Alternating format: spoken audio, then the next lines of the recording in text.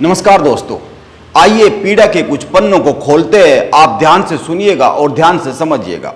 उत्तराखंड में पिछले 2 दिनों से बीजेपी सरकार के मंत्री प्रेमचंद अग्रवाल के गुस्से को लेकर बड़ी चर्चा हो रही है। क्यों क्या मतलब? मंत्री जी, तुम मुझे फांसी चढ़ाओगे क्या? अगर दाद में तो निशान मैं आपसे रिक्वेस्ट मेरे डॉक्टर, चलो मैं फोन मिला पे और फिर भी मैं मिल रहा हूं तुम्हारे, इसलिए कि तुम सिर्फ हल्ला करना आदत खराब है। सिर्फ क्या नाम है भाई साहब आपका? मनोज नोटियाल साहब, हाथ जोड़ के पैर पकड़ लेता हूं तुम्हारे। आंदोलनकारी हो ना, सरकार को कुछ नहीं है, मंत्री कुछ नहीं है, विधायक कुछ नहीं, आंदोलन में तुम ही सब कुछ हो। आप कहां सर कैसे बोल रहे हो? कई लोगों का कहना है कि मंत्री जी को बार बार क्यों गुस्सा आता है, मंत्री जी बार बार आपा क्यों खो बैठते हैं। यह एक सवाल है जिसका जवाब प्रेमचंद अग्रवाल को देना चाहिए, लेकिन मंत्री प्रेमचंद अग्रवाल के गुस्से ने 3-4 और भी सवालों को जन्म दे दिया है जिन पर बात की जानी चाहिए।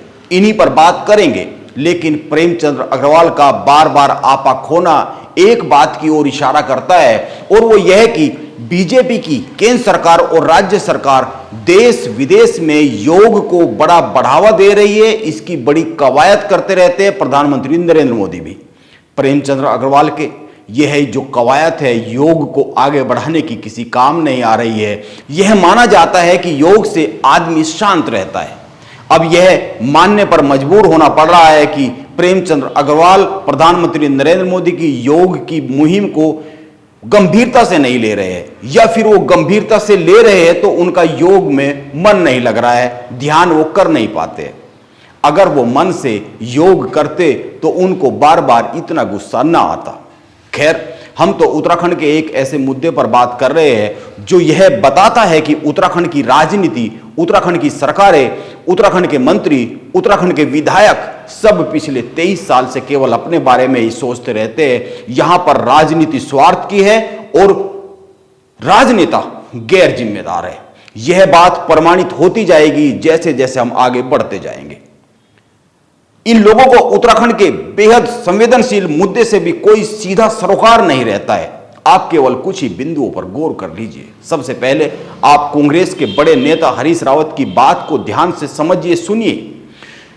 वो कहते हैं राज्य आंदोलनकारी आरक्षण बिल को सरकार लटकाए रखेगी और फिर कोई बहाना बना देगी। सरकार इस बिल को लटकाए रखना चाहती है और सरकार की मंशा राज्य आंदोलनकारियों के पक्ष में दिखाई नहीं देती है। यह कांग्रेस के बड़े नेता हरीश रावत कहते हैं। और आप समझिए, उत्तराखंड गठन के साथ ही नित्यानंद स्वामी की अंतरिम सरकार ने राज्य आंदोलन के शहीदों के आश्रितों को सीधे नौकरी का आदेश जारी किया था। 11 अगस्त 2004 को एनडी तिवारी सरकार ने घायलों और जेल गए लोगों को सीधे सरकारी सेवाओं में लेने और चिन्हित राज्य आंदोलनकारियों को 10% क्षतिज आरक्षण देने का आदेश जारी किया था। 9 मई 2010 को करुणेश जोशी की याचिका पर हाईकोर्ट ने घायलों और जेल गए आंदोलनकारियों को सीधे नौकरी देने वाला जो शासनादेश था वो निरस्त कर दिया। इसके बाद यह मामला अलग अलग तरीके से हाईकोर्ट में चला। 2015 में कांग्रेस की हरीश रावत सरकार क्षतिज आरक्षण का विधेयक लेकर आई जो राजभवन में 7 साल तक लंबित रहा। आप ध्यान दीजिए, इसके बाद भी हरीश रावत मुख्यमंत्री रहे हैं। 17 तक हरीश रावत मुख्यमंत्री रहे हैं, लेकिन इस पर कोई काम नहीं किया गया। राज्य भवन से ये विधेयक वापस नहीं मंगाया गया और इसके बाद बीजेपी की सरकार आई और 4 साल तक बीजेपी के नेता त्रिवेंद्र सिंह रावत मुख्यमंत्री रहे, लेकिन तब भी इस पर कोई काम होता हुआ दिखा नहीं। 7 साल तक इस विधेयक की किसी ने सुध नहीं ली। मौजूदा धामी सरकार ने अनुरोध कर राज्यपाल से विधेयक को वापस मांगा। इन सब से एक बात तो साबित होती है कि पिछले 23 सालों में जो सरकारें रही है वो सरकारें राज्य आंदोलनकारियों के हितों को लेकर कितनी गंभीर रही है। राजनीतिक तौर पर बड़ी बड़ी बातें कही जाती है। राज्य आंदोलनकारियों को लेकर हर कोई ये सरकार और नेता ये दर्शाना चाहता है कि हम केवल और केवल उन्हीं की खून पसीने से, उन्हीं की लड़ाई से बने उत्तराखंड में रह रहे हैं, उन्हीं के लिए काम कर रहे हैं, लेकिन हकीकत में उनके लिए काम करने का कोई भी कोशिश, जत्न दिखता नहीं है। केवल राज्य आंदोलनकारियों के आरक्षण, 23 साल की राजनीति का हाल यह बताता है। केवल एक बिल, 23 साल उत्तराखंड में किस तरह की राजनीति चली। यह स्वार्थी राजनीति, गैर जिम्मेदार नेता और 23 साल की राजनीति जो है इसको सीधे सीधे प्रतिबिंबित करता हुआ ये मुद्दा दिखता है। अब स्वार्थी राजनीति, गैर जिम्मेदार नेता और इनका जो एक दूसरा उदाहरण है उसको भी समझना चाहिए। दूसरे उदाहरण की तरफ बढ़ते हैं। राज्यपाल के पास से विधेयक वापस आने के बाद धामी सरकार ने इसमें कुछ संशोधन किए और कैबिनेट में पास किया। इसे विधानसभा सत्र के दौरान पेश किया गया, लेकिन सहमति नहीं बनी। बहुत सारे मुद्दों पर विधानसभा सत्र के दौरान इस पर जब सहमति नहीं बनी तो कुछ संशोधन और कुछ कानूनी अड़चनों की बात सामने आई। तो इसके बाद इस बिल को सदन की सर्वसम्मति से प्रवर समिति को भेज दिया गया। प्रवर समिति में कौन कौन है और प्रवर समिति का इसका उसके पास जाने के बाद क्या रवैया रहा है। इस समिति के अध्यक्ष कैबिनेट मंत्री प्रेमचंद अग्रवाल है। सदस्य की बात करें तो बीजेपी विधायक विनोद चमोली, बीजेपी विधायक उमेश शर्मा काऊ, बीजेपी विधायक मुन्ना सिंह चौहान, कांग्रेस के जो विधायक है भुवन चंद्र, कांग्रेस के विधायक मनोज तिवारी और बसपा के जो विधायक है मोहम्मद शहजाद, वे इसके मेंबर है। पहले की 2 बैठक जो हुई उनमें सारे विधायक ही नहीं आए, सारे मेंबर नहीं आए, इसीलिए कोई डिसीजन नहीं हो पाया। यह कमाल की बात है। इतने गंभीर मुद्दे के लिए भी प्रवर समिति के जो मेंबर्स है वो समय नहीं निकाल पाते हैं। उत्तराखंड में इतने गंभीर मुद्दे पर भी गंभीर नहीं हो पाते हैं। वे जनप्रतिनिधि जिन जनप्रतिनिधि को उत्तराखंड की जनता चुनकर भेजती है कि ये हमारे लिए बात करेंगे, हमारे लिए लड़ेंगे, हमारे लिए कानून बनाएंगे, हमारे फायदे के लिए सदन में चीजें रखी जाएगी। समिति का कार्यकाल पूरा हो गया लेकिन कोई फैसला ही नहीं हुआ। इसके बाद 25 सितंबर तक कार्यकाल बढ़ाया गया, यानी 2 माह का कार्यकाल बढ़ाया गया। यानी कि जो समय दिया गया था उस समय में बैठकर ये लोग हल नहीं निकाल पाए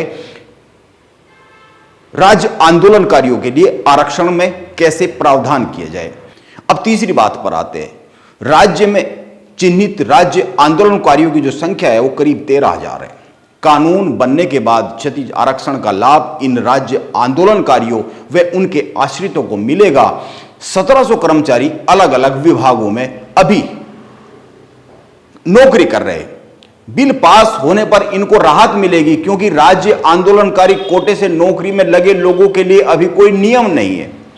उत्तराखंड में सरकारी नौकरियों में प्रदेश के 13 जिलों में 6,000 आवेदन है जो राज्य आंदोलनकारियों के आश्रितों ने किए हुए हैं, लेकिन कोई नियमावली न होने के कारण ये सब अटके हुए हैं। इन पर कोई फैसला होता नहीं है। कई प्रतियोगी परीक्षाओं के परिणाम तक अटके हुए हैं क्योंकि आरक्षण का शासनादेश रद्द हो गया था, इसीलिए इन पर कोई फैसला होता नहीं है।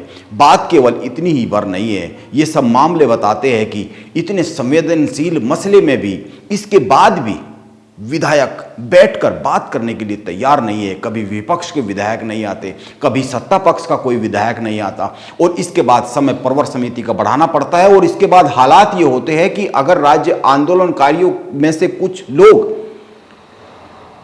प्रवर समिति के अध्यक्ष कैबिनेट मंत्री प्रेमचंद अग्रवाल से मिलने जाते हैं तो एक हंगामा होता है।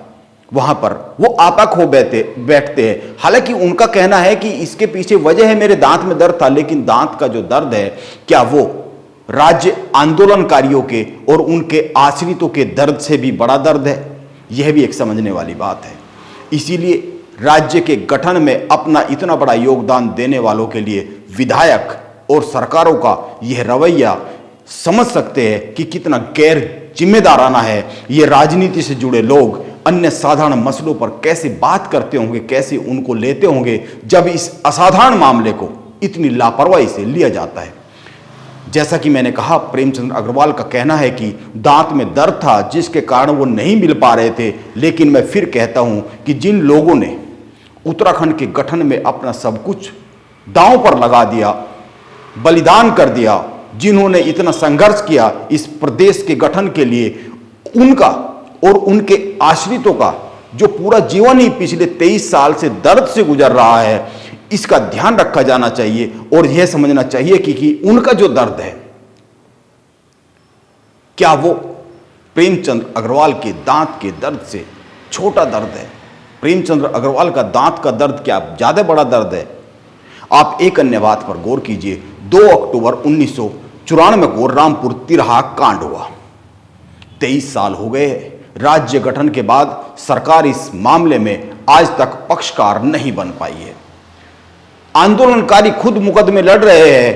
पहली विधानसभा में ही यह संकल्प लेना चाहिए था कि रामपुर तिरहा कांड के दोषियों को सजा दिलाई जाएगी और इसके लिए कानूनी लड़ाई उत्तराखंड की सरकार लड़ेगी, लेकिन ऐसा हुआ नहीं। इसीलिए यह कैसे मान लिया जाए कि उत्तराखंड में अब तक रही सरकारें राज्य आंदोलनकारियों के लिए एक साफ मन से काम कर रही है। यह सही बात है कि पुष्कर सिंह धामी ने राजभवन से विधेयक को वापस बुलाया, कैबिनेट ने पास किया, लेकिन जो कानूनी अड़चन है उनको दूर करने में जो इतना समय लग रहा है, यह एक विचारणीय बिंदु बन रहा है। रामपुर तिरहा कांड में निजी खर्च पर गवाही देने जाते जाते बहुत से आंदोलनकारी मर खप गए हैं और उत्तराखंड सरकार के कैबिनेट मंत्री केवल इसलिए नहीं मिल रहे हैं क्योंकि उनके दांत में दर्द होता है। यह तो कमाल की ही बात है। यह ठीक है कि कुछ कानूनी अड़चनें हैं 10% आरक्षण को लेकर, लेकिन इनका समाधान किया ही जाना चाहिए। और इनका समाधान क्या इतना मुश्किल है कि 23 साल लग गए? जब प्रवर समिति को गंभीरता से मामला लेना ही नहीं है, बैठ के होनी ही नहीं है, तो साफ साफ एक ही बार समय को लंबा कर देना चाहिए या फिर तय समय में इसका समाधान निकालना चाहिए। बैठ के नहीं होगी तो कैसे मान लिया जाए कि सरकार और विपक्ष इसको लेकर गंभीर है।